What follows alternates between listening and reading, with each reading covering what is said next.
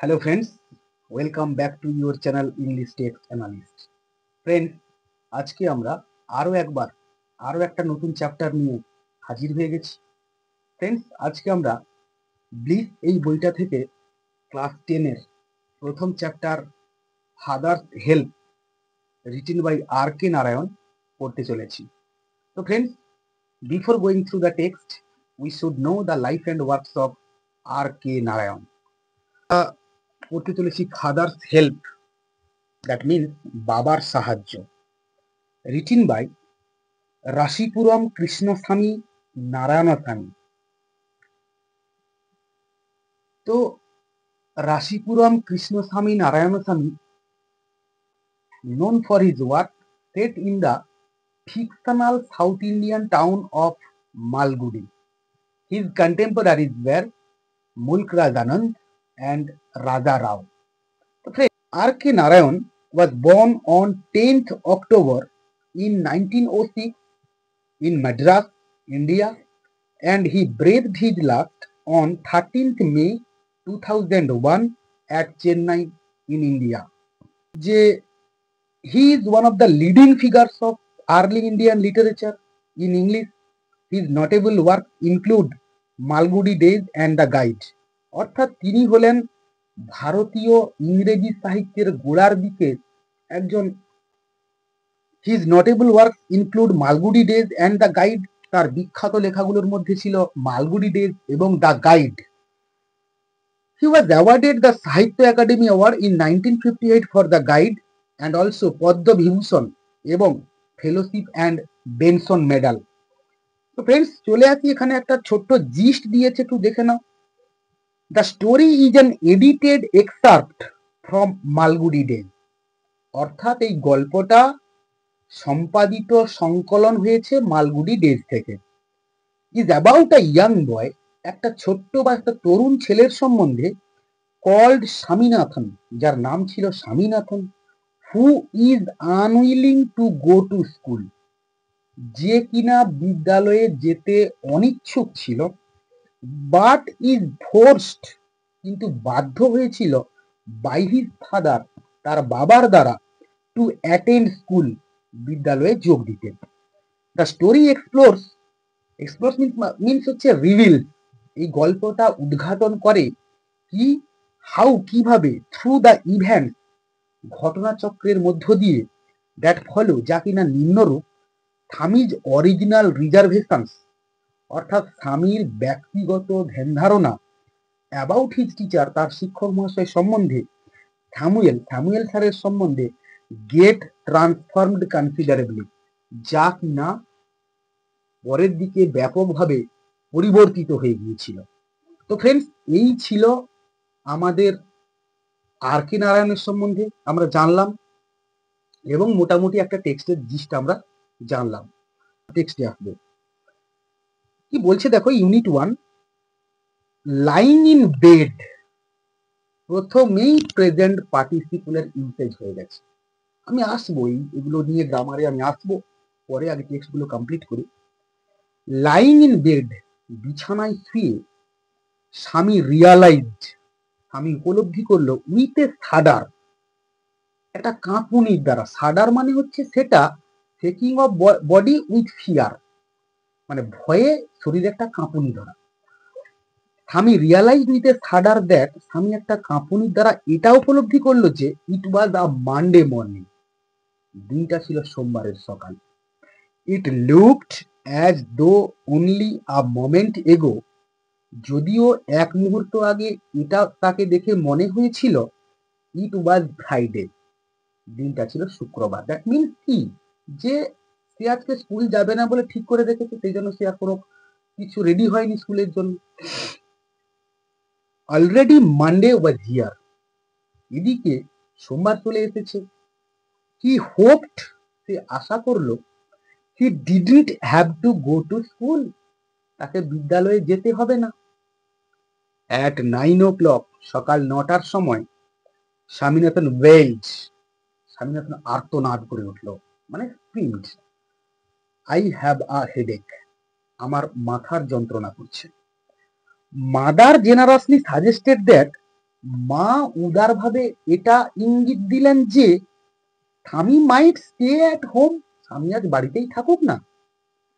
At 9:30, সকাল 9:30টার সময়, when he ought to have been in the school prayer hall, যখন তার বিদ্যালয়ের প্রার্থনার কক্ষে থাকার কথা ছিল বা থাকা উচিত ছিল। এখানে দেখো আউট, এই আউটটা হচ্ছে একটা মডাল অক্সিলিয়ারি। তো আমরা আসবো এগুলোতে, যে থাকার কথা ছিল যে Swami was lying on the bench in mother's room, Swami তার মায়ের ঘরে একটা বেঞ্চের উপরে শুয়ে রয়েছে। Father asked him, have you no school today, তোর কি আজ স্কুল নেই রে? হেডেক, স্বামী রিপ্লাইড, স্বামী প্রত্যুত্তরে বলল, আমার মাথার যন্ত্রণা করছে। ননসেন্স, বোকা কোথাকার, ড্রেস আপ অ্যান্ড গো, পোশাক পর এবং যা। হেডেক, মাথার যন্ত্রণা করছে। স্বামী বলল। Loaf about less on Sunday, রবিবারের দিনগুলোতে কম অলসভাবে বা টোটো করে ঘুরে বেড়ালে you will be without a headache on Monday. Loaf about মানে হচ্ছে move around in an idle manner, অর্থাৎ অলসভাবে এদিক ওদিক ঘুরে বেড়ানো। তো বলছে যে you will be without a headache on Monday, তাহলে তোর সোমবারের দিনগুলোতে আর মাথার যন্ত্রণা হবে না।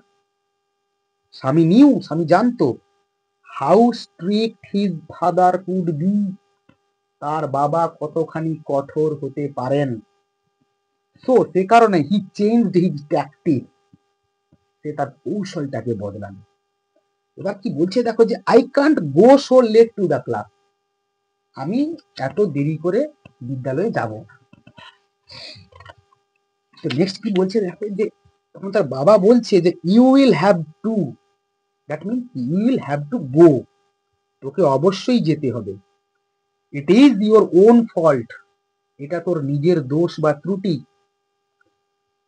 What will the teacher think if I go so late, শিক্ষক মহাশয় কি মনে করবেন যদি আমি এত দেরি করে বিদ্যালয়ে যাই? তখন তার বাবা বলছেন যে টেল হিম, ওনাকে বলিস, ইউ হ্যাড এ হেডেক, তোর মাথার যন্ত্রণা করছিল, অ্যান্ড সো আর লেট, এবং সে কারণেই তোর দেরি হয়ে গেছে। তখন স্বামী বলছে যে he will scold me if I say so, তিনি আমায় বকাবকি করবেন যদি তাকে আমি এমনটা বলি। তখন তার বাবা বলছে উইল হি, মানে উইল হি স্কোল্ড, তাহলে কি তিনি বকাবকি করবেন? লেট আস সি, দেখছি।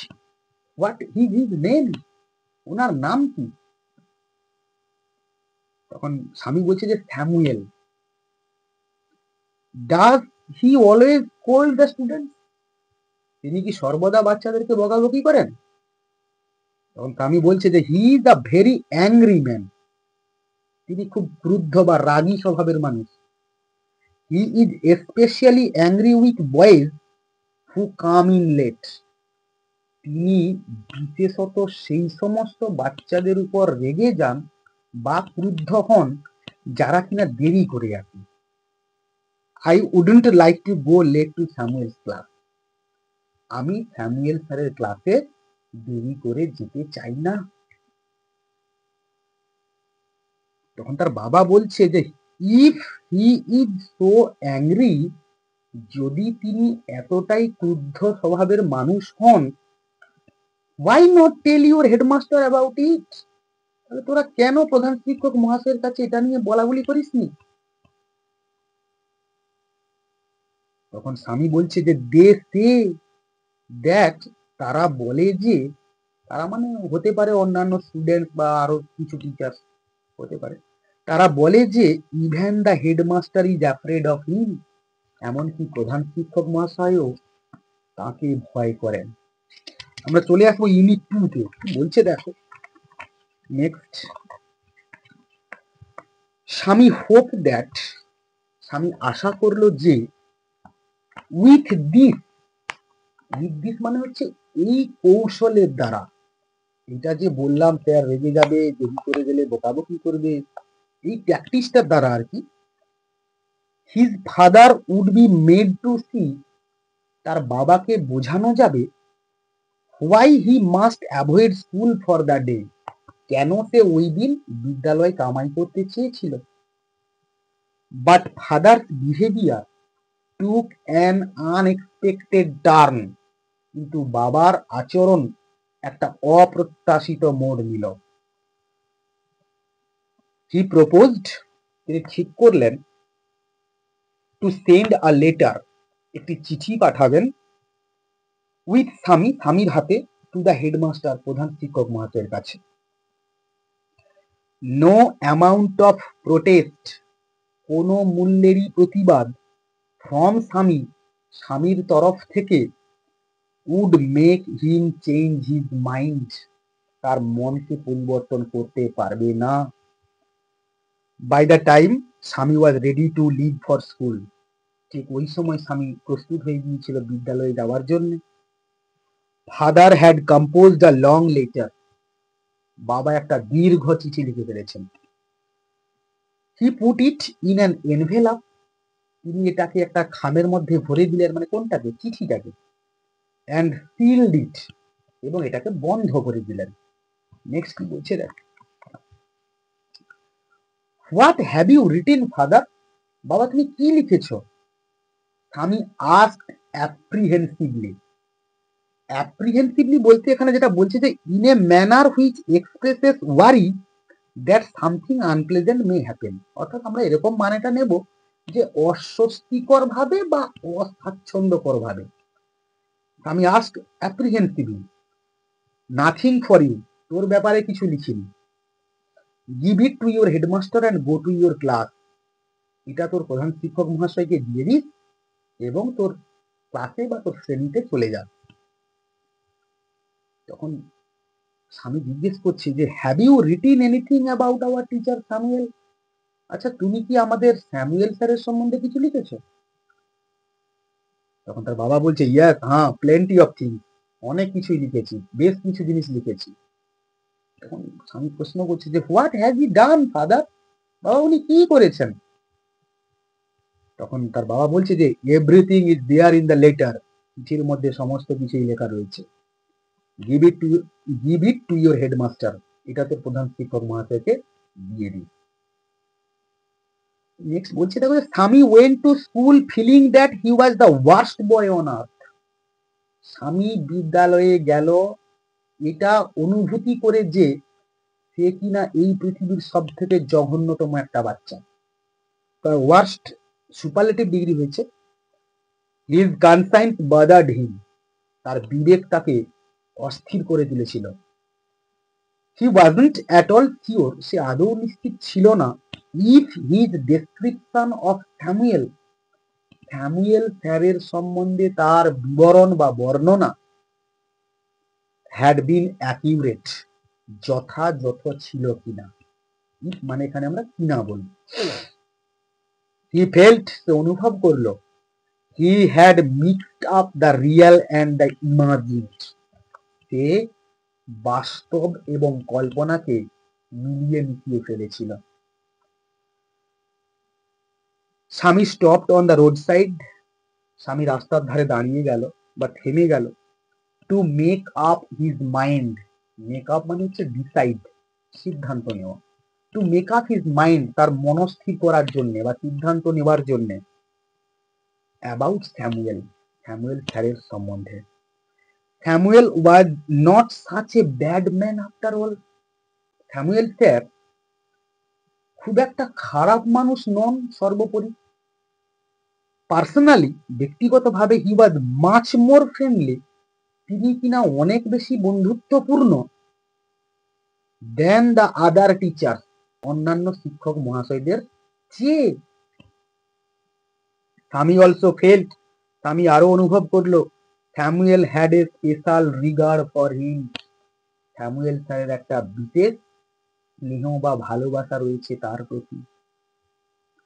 স্বামীর head was dizzy with confusion, dizzy বলতে এখানে imbalanced and undecided state of mind, একটা মানসিক অস্থিরতা। বলছে যে স্বামীর head was dizzy with confusion, স্বামীর মাথা, কনফিউশন মানে হচ্ছে ভুলভাল চিন্তা ভাবনা, স্বামীর মাথা ভুলভাল চিন্তা ভাবনায় বন বন করে ঘুরছিল। He could not decide if Samuel really deserve the allegation.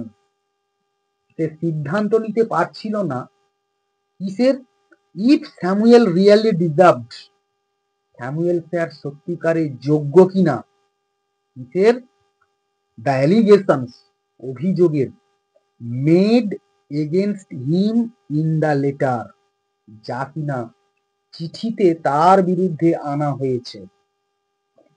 The more he thought of Samuel, যত বেশি সে স্যামুয়েল স্যারের সম্বন্ধে ভাবছিল, মানে কে, স্বামী ভাবছিল, দ্য মোর স্বামী গ্রিভ ফর হিম, তত বেশি স্বামীর মন ভারাক্রান্ত বা বিষণ্ণ হয়ে উঠছিল। Two recall Samuel dark face, Samuel স্যারের শ্যামবর্ণ মুখ স্মরণ করে, হিজ থিন মাউস্টেক, তার পাতলা গোঁফ, আনসেভেন চিক, দাড়ি না কাটা গাল, অ্যান্ড ইয়েলো কোট, এবং হলুদ রঙের coat, field Swaminathan with sorrow, স্বামীনাথনের মনকে অত্যন্ত বিষণ্ণ করে তুলেছিল। আমরা চলে আসবো নেক্সট ইউনিটে। আশা করি ক্লিয়ার করতে পেরেছি। As he enter the school gate, যেই মাত্র সে বিদ্যালয়ের প্রবেশদ্বারে প্রবেশ করলো, an idea occurred to him, একটা বুদ্ধি বা একটা ধারণা তার মাথায় খেলে গেল। He would deliver the letter to the headmaster, সে ওই চিঠিটা প্রধান শিক্ষক মহাশয়কে দেবে বা প্রদান করবে, at the end of the day, দিনের শেষে বা ছুটির সময়। There was a chance Samuel might do something, একটা সুযোগ রইল স্যামুয়েল স্যারকে যেন সে নিজে পরিবর্তন হতে পারে, during the course of the day, আজকে সারাদিন ধরে, টু জাস্টিফাই দ্য লেটার, মানে এই চিঠিটা দেওয়া কিংবা না দেওয়া তার উপর নির্ভর করবে। স্বামী stood at the entrance to his class, আমি তার প্রবেশদ্বারের সামনে এসে দাঁড়ালো। Samuel was teaching arithmetic, Samuel sir তখন পাটিগণিত পড়াচ্ছিলেন।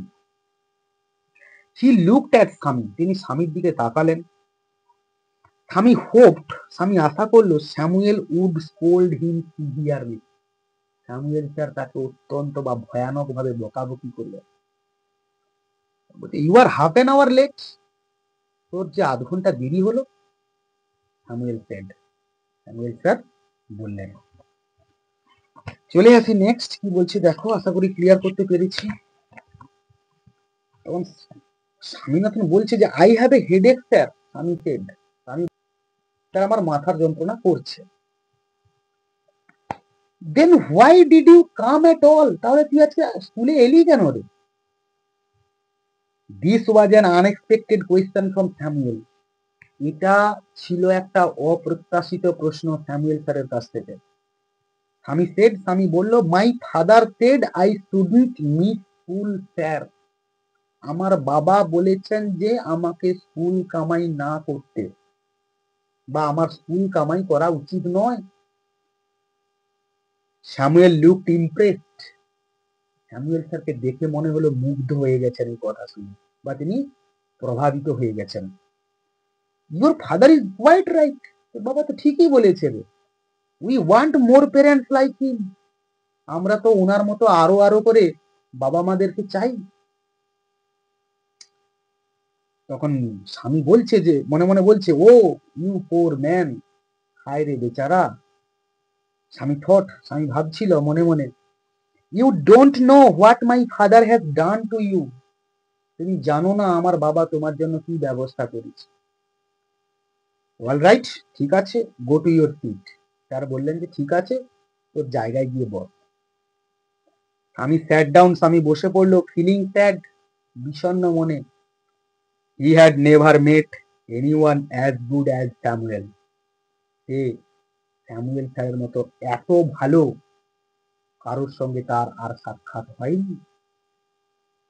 The teacher was inspecting the home lesson, শিক্ষক মহাশয় এইবার বাড়ির কাজ বা বাড়ির পড়া নিরীক্ষণ করছিলেন বা দেখছিলেন। টু স্বামীর থিঙ্কিং, স্বামীর চিন্তা ভাবনা অনুযায়ী, দিস ওয়াজ দ্য টাইম, এটাই ছিল সময়, when Samuel goat most angry, যখন স্যামুয়েল স্যার সব থেকে বেশি করে ক্রুদ্ধ হয়ে যান। বাট টুডে, কিন্তু আজ, Samuel appear very gentle, Samuel স্যারকে দেখে অত্যন্ত নম্র ভদ্র বলে মনে হচ্ছে। Swaminathan, where is your homework? Swaminathan, তোর বাড়ির পড়া কোথায় রে? I have not done my homework sir, আমি সেড। আমি বললো যে স্যার মহাশয়, আমি আমার বাড়ির পড়াটা করে নিয়ে আসি। তখন স্যামুয়েল স্যার বলছেন, জিজ্ঞেস করছেন যে হোয়াই হেডে, কেন রে, তোর কি মাথার যন্ত্রণা করছিল? ইয়েস স্যার, হ্যাঁ মহাশয়। অল রাইট, ঠিক আছে, সিট ডাউন, বসে পড়, স্যামুয়েল সেড। স্যামুয়েল স্যার বললেন।